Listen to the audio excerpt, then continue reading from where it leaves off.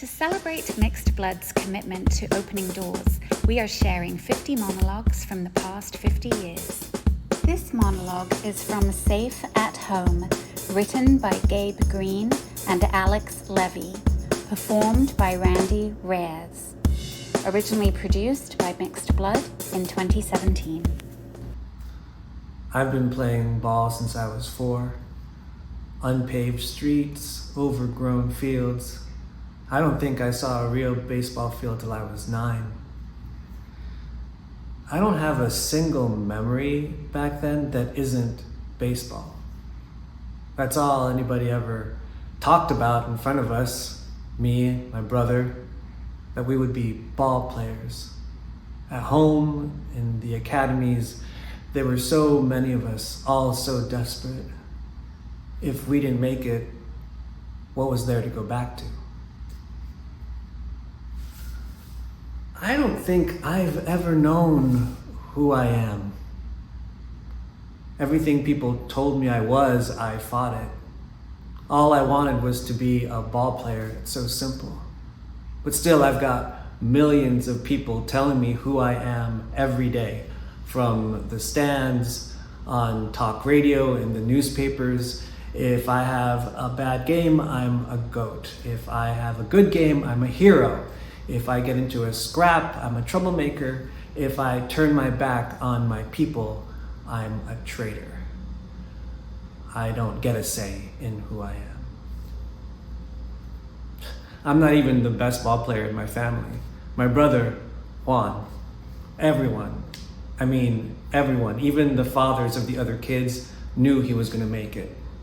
The day he turned 18, he was in the starting lineup of Single A. A year later, Triple A. They were saying he was going to make the pros for sure by September. But so one night he came up to bat, 9th inning of a blowout. The first pitch got him square in the head. Concussion so bad he still gets dizzy. Still gets headaches so bad he can't stand. It was an accident. The pitcher felt terrible. We heard that he started going to therapy to get over it. That was Juan's last at bat. He went from phenom to nothing, one pitch. While I was in Texas last week preparing to pitch in Game 4, Juan was driving around Chula Vista, was gonna see a friend, watch the game at his house. He got pulled over. Cops said he didn't come to a complete stop. You see, Juan didn't want to go back home when he got injured. He couldn't go back and face everyone. So he stayed in the US, never got his citizenship, stayed under the radar, moved in with me when I came over. I had to take care of him like he would have with me. Anyway, the cop takes him in and turns him over to immigration. 64 hours. Juan spent 64 hours in a detention center before I found out where he was. I called the only person I could trust. He did some digging. He knew a couple of people at ICE. If he hadn't done that, Juan didn't know who to call. He said he didn't want to distract me. He said he didn't want me to get in trouble by mentioning my name. He spent 64 hours in there because he didn't want me to get in trouble. He's in there, terrified, interrogated, left on his own. He starts getting dizzy, and a couple of the detainees pick on him. One of them takes out 3 of his teeth. Another one breaks his hand. No one there to give him medical attention.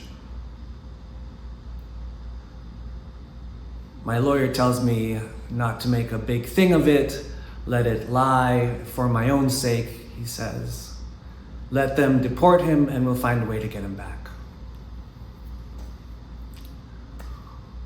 We don't get the luxury of getting to choose who we are, Corporal, you and me. We can say whatever we want about who we are, but that's not how this country works. They get to choose. How do I know I actually am who I am?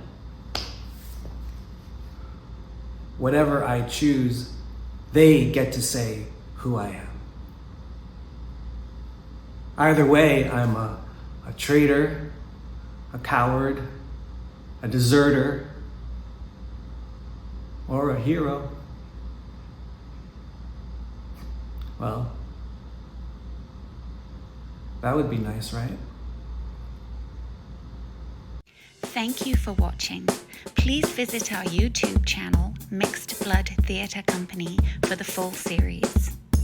Please donate to support our legacy and future at mixedblood.com/donate.